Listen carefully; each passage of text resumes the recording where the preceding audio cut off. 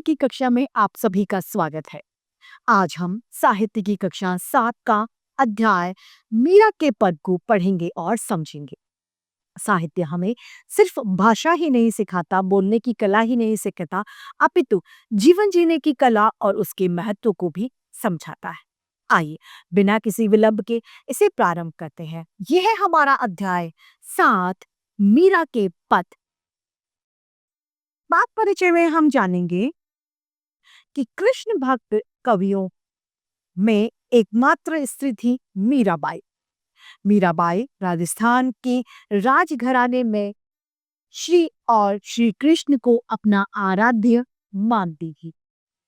राजघराने को यह अपनी प्रतिष्ठा के विरुद्ध यानी अपनी प्रतिष्ठा के इज्जत के खिलाफ लगता था। इसी कारण से भक्त मीरा को विष का प्याला भेजकर मारने की कोशिश भी की गई, लेकिन जिसमें भी लोग विफल हुए।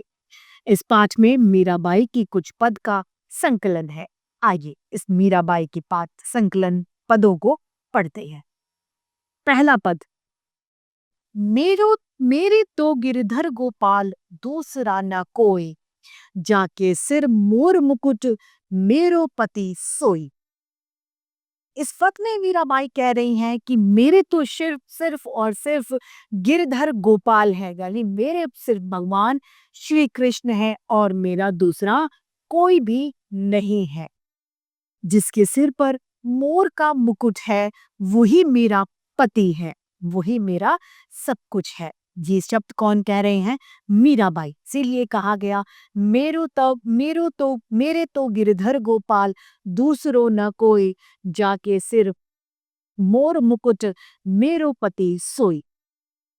छाड़ दई कुल की कानी कहाँ करी कोई, संतन डिग बैठी बैठी लोक लाज खोई।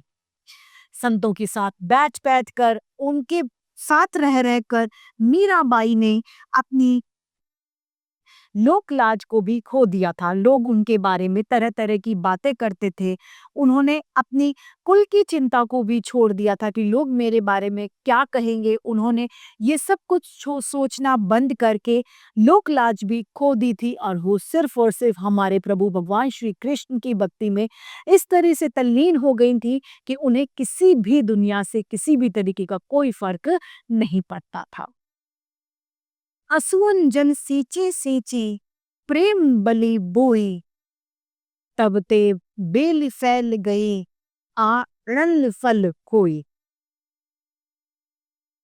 उन्होंने अपने आंसू के जो जल थे, अश्रु रूपी जो उनका जल था, उससे उन्होंने अपनी प्रेम की जो बेल है, प्रेम की जो लता है, प्रेम की जो डाली है, उसे उन्होंने बोया था और उसे आंसुओं से सींचा था। और जब वो फैल गई तो उस लता के फैलने से सारे में आनंद ही आनंद फैला हुआ था। दूध की मथनिया बड़े प्रेम से बिलोई, दधी मथी घृत काढ़ लियो डारी दई छोई। दूध में मथनिया जो होता है, जिससे दही मथा जाता है, उसे मथनिया कहा जाता है। उससे बड़े प्यार से, प्रेम से बिलोया गया था उस दही को और उसमें से निकाल लिया गया था घी और फिर मथनिया उसमें डली हुई ही रख दी थी। भगत देख राजी हुई जगत देख रोई, दासी मीरा लाल गिरधर तारो अब मोही। राधा मीरा रानी अब कह रही है कि भगत को देखकर मैं खुश होती हूँ और इस दुनिया को देखकर मैं बड़ी रोती हूँ, यानी मैं दुखी होती हूँ। हे भगवान, हे प्रभु, मीराबाई आपकी दासी है गिरधर, आप मुझे किसी भी तरीके से तार दीजिए, मुझे अपने पास बुला लीजिए, मुझे तृप्त कर दीजिए। दूसरा पद, पग घुंघरू बाधी मीरा नाची, मैं तो मेरे पैरों में घुंघरू बांधकर मीरा नाची थी, मैं तो मेरे नारायण सू आप ही हो गई सांची। मैं तो मेरे नारायण से हूँ और मैं अपने आप ही सच्ची हो गई हूँ। मुझे किसी को भी अपनी सफाई देने की जरूरत नहीं है, क्योंकि मैं नारायण जैसी ही। लोग कहे मीरा भई बावरी, न्यात कहे कुल न्यासी। लोग कहते हैं कि मीरा बावरी हो गई है, लोग कुछ कहते हैं कि न्यासी हो गई है। विस्का प्याला राणा भेजा। जब लोग तरह तरह की बातें मीराबाई के बारे में कर रहे थे, तो राणा जी जो थे, जो मीराबाई के पति थे, उन्होंने मीराबाई के लिए विष का प्याला भेजा। पीवत मीरा हंसी, और उसको पीने के बाद में मीरा बाई हंसने लगी। मेरे मीरा के प्रभु गिरधर नागर, सहज मिले अविनाशी।